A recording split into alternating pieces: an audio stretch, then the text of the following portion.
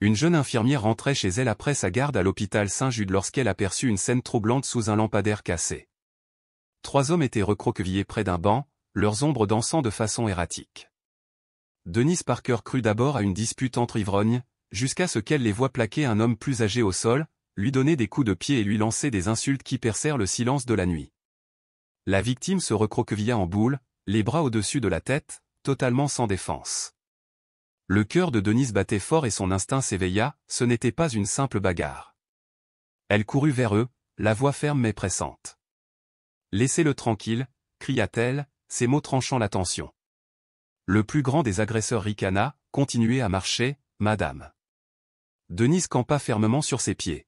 « Il ne vous a rien fait, partez. » Le jeune homme le plus proche du vétéran blessé la fusilla du regard, le regard perdu et perdu, comme sous l'effet de la drogue ou de la rage. Denise ne bougea pas. En un instant, l'agresseur bondit, une lame argentée étincelant dans la faible lumière. Une douleur fulgurante envahit l'abdomen de Denise. Elle haleta, sa main se dirigeant vers la blessure tandis que le sang imprégnait sa blouse. Les jambes tremblantes, elle s'effondra sur le trottoir, sa joue raclant l'asphalte rugueux. Les agresseurs se dispersèrent, laissant Denise seule, dans un bain de sang. Pendant un instant, le silence régnait. Puis des cris lointains, des pas précipités et une femme affolée appelant une ambulance. Un homme s'agenouilla près de Denise, pressant sa blessure d'une main tremblante. « Restez avec moi. » « Restez éveillé », la pressa-t-il d'une voix pressante mais douce. À travers sa vision trouble, Denise vit les phares s'allumer et entendit le hurlement des sirènes se rapprocher. À l'arrivée des ambulanciers, l'un d'eux, Eric, un visage familier de l'hôpital, l'appela. Ses mains tremblaient tandis qu'il la déposait sur un brancard, constatant l'importance de sa perte de sang. Denise Parker, l'infirmière dévouée qui avait réconforté tant de personnes, luttait désormais pour sa vie. De retour à Saint-Jude, son nom résonna à la radio, blessure au couteau imminente, milieu de l'abdomen, arrivée prévue dans 1 minute. Les urgences se figèrent un instant avant de sombrer dans un chaos contrôlé. Les collègues qui avaient partagé leur pause café, leur garde de nuit et leurs confidences silencieuses observaient maintenant, stupéfaits, Denise franchir la double porte, le sang ruisselant sous elle. Sa carte d'identité d'hôpital, toujours accrochée à son col, lui rappelait cruellement qu'aujourd'hui, elle n'était plus l'aidante, mais la patiente. Le docteur Avery, le chirurgien traumatologue qu'elle avait assisté d'innombrables fois, réclama une prise de sang au négatif et ordonna une 2e perfusion. Les infirmières surveillaient frénétiquement ses signes vitaux, chute de tension, accélération du rythme cardiaque. Elle s'effondre, avertit quelqu'un. Tandis qu'ils emmenaient Denise au bloc opératoire, des souvenirs défilaient derrière ses paupières closes, les petites mains qu'elle avait tenues après un accident de voiture, les larmes de soulagement d'une mère, la voix d'un patient victime d'un AVC qu'elle avait apaisé dans l'obscurité de la nuit. Chaque flash lui rappelait pourquoi elle se battait si fort pour les autres.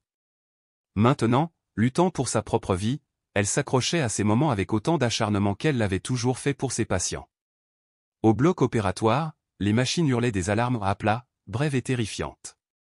Rachel, l'infirmière qui partageait ses déjeuners du mardi, serra la main de Denise et murmura des prières dans l'air stérile.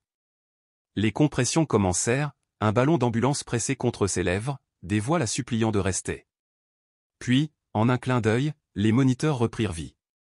Un battement, 2 battements, un rythme fragile renaissait. L'équipe chirurgicale s'est mobilisée, se frayant un chemin pour endiguer l'hémorragie, réparer les organes déchirés et sauver l'infirmière qui avait sauvé tant de vies. Alors que l'anesthésie la ramenait à la vie, le docteur Avery s'est penché et a murmuré « Reste avec nous, Denise.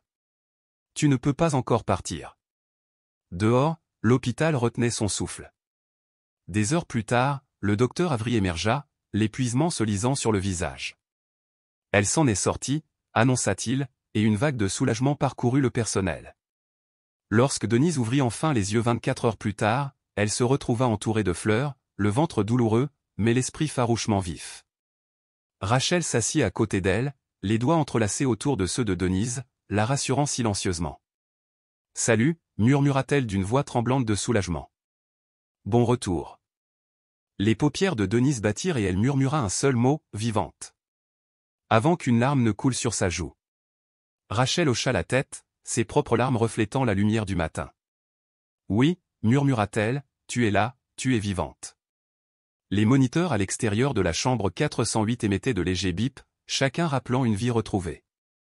Les infirmières passaient avec un profond respect des histoires de guérison miraculeuse gravées dans leur cœur, mais aucune n'était aussi profonde que celle-ci. Denise n'était pas une simple patiente pour elle, elle faisait partie de la famille, une héroïne qui avait regardé la mort en face et refusé de cligner des yeux. La lumière du soleil filtrait à travers les stores mi-clos, dessinant des rayures pâles sur le sol. Le monde extérieur s'éveillait, mais entre ces murs, le temps s'écoulait selon un rythme mesuré et sacré. Les machines ronronnaient doucement, et une odeur persistante d'antiseptique flottait dans l'air, enracinant Denise dans le fragile miracle de sa survie. Denise Parker oscillait entre rêve et prise de conscience, la douleur palpitant dans son flanc comme un tambour lointain. Chaque respiration lui rappelait le combat de la veille, mais le silence qui l'entourait évoquait le triomphe plutôt que la défaite. Quand ses yeux s'ouvrirent enfin, ils découvrirent une explosion de couleurs, des bouquets de fleurs, des paniers de ballons, des cartes accrochées au mur, célébrant son retour du bord du gouffre. Des voix murmurèrent derrière la porte, et Rachel se glissa à l'intérieur, un gobelet en plastique rempli de glaçons au creux de sa main. Elle le posa délicatement sur la table de chevet et adressa à Denise un sourire rassurant. Denise parvint à hocher faiblement la tête, la gorge irritée, elle laissa Rachel lui donner quelques chips fraîches. Ce soulagement glacial lui donna assez de force pour murmurer « Et l'homme que j'ai essayé d'aider ?» Les yeux de Rachel brillaient de fierté. « Il est vivant » dit-elle d'une voix douce mais certaine. La poitrine de Denise se souleva et s'affaissa dans une vague de soulagement, tandis que les larmes affluaient à nouveau. Elle ignorait qui il était vraiment, seulement qu'il était plus âgé, seul, en infériorité numérique, et qu'elle avait choisi d'intervenir. À cet instant, elle n'était qu'une infirmière, un être humain faisant ce qu'elle savait être juste. Une heure s'écoula sous l'œil attentif des médecins et des infirmières, les constantes vitales étaient stables, les blessures cicatrisaient plus vite que quiconque n'aurait osé le prévoir. D'autres fleurs arrivèrent, leurs pétales éclatants contrastant fortement avec le blanc stérile de la pièce. Pourtant, sous le calme, Denise sentit un subtil changement dans l'air, la promesse tacite d'un événement capital à venir. Un coup sec interrompit le silence. La porte s'ouvrit sur un homme grand, vêtu d'un costume noir impeccable, ni administrateur ni journaliste, mais quelqu'un dont la seule présence calmait l'agitation du couloir. « Mademoiselle Parker » dit-il d'une voix chaleureuse mais autoritaire. Denise se tourna vers lui, la curiosité surpassant toute crainte persistante. Il sortit de son manteau une fine chemise, dont l'emblème bleu profond bordé d'or était reconnaissable entre mille, le sceau du président des États-Unis. Denise le fixa, les sourcils froncés, stupéfaite. « Je suis ici au nom du président », expliqua-t-il doucement en lui tendant une enveloppe crème scellée d'un blason brillant. Les mains tremblantes, Denise brisa le sceau et déplia la lettre. Les mots jaillirent de la page, des remerciements personnels pour son courage extraordinaire, une invitation à la Maison Blanche, la reconnaissance d'un acte altruiste incarnant les plus hauts idéaux de la nation.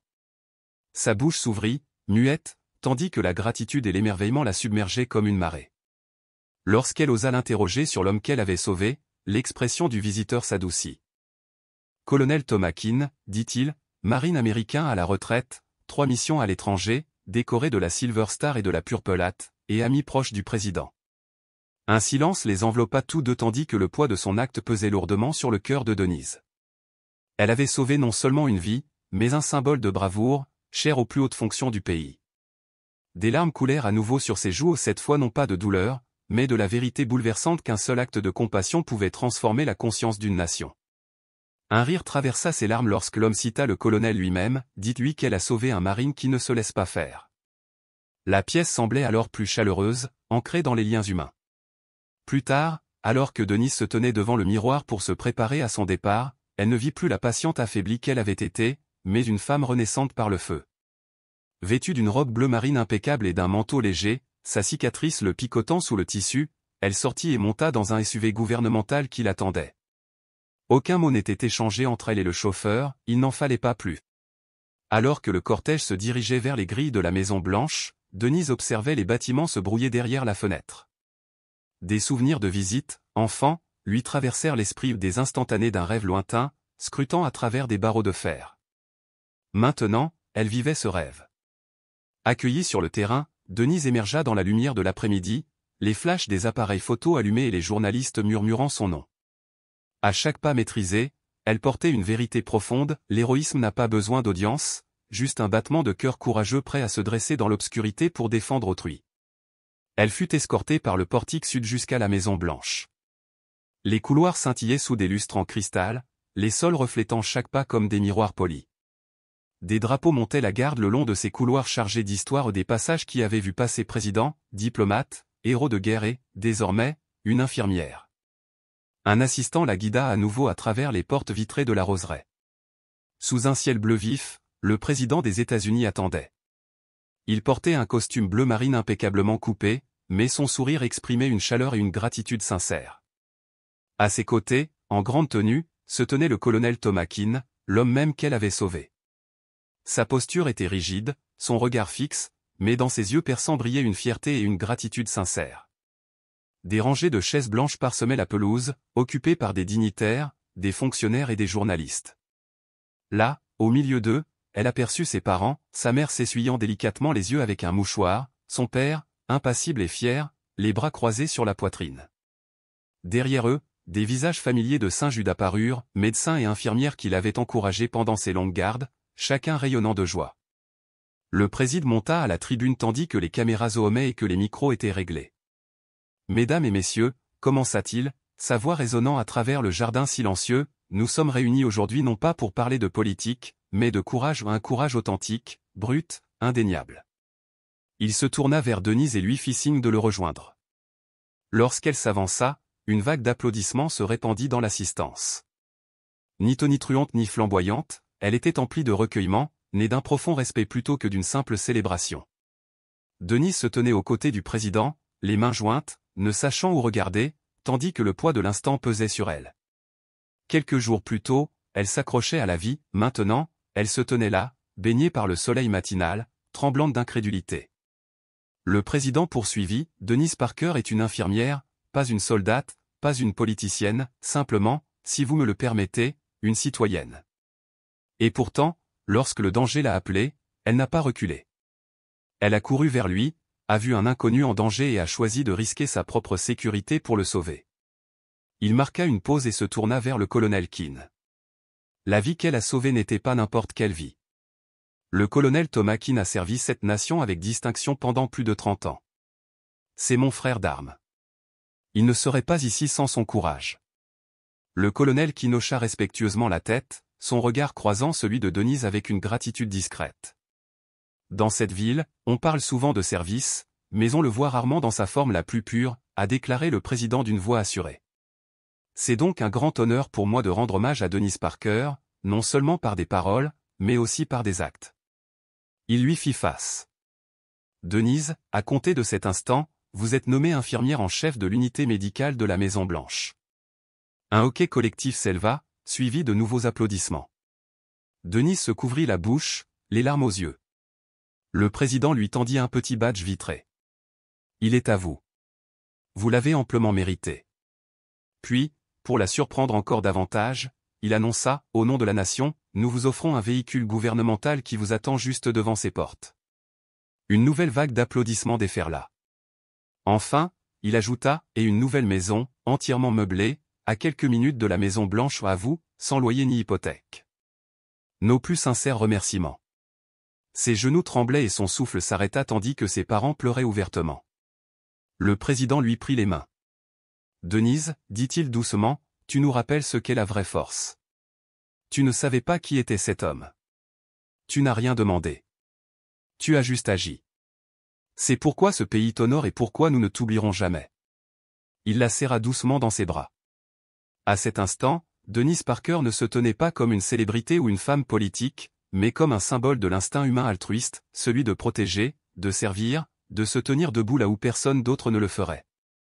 Sous les applaudissements, elle jeta un coup d'œil au colonel Keane. Il la salua, puis, à la surprise générale, la serra chaleureusement dans ses bras. « Merci », murmura-t-il. « De rien », répondit-elle. À la fin de la cérémonie, sa mère se précipita vers elle, l'enlaçant avec force. « Je suis si fier de toi », sanglota-t-elle. Son père, la voix chargée d'émotion, dit simplement, « Tu es incroyable ». S'arrêtant au bord de la pelouse, Denise regarda le sceau présidentiel sur le podium. Elle murmura, « Je rentrais chez moi à pied. » Pourtant, cette seule promenade l'avait menée jusqu'ici, l'avait transformée d'infirmière en héroïne.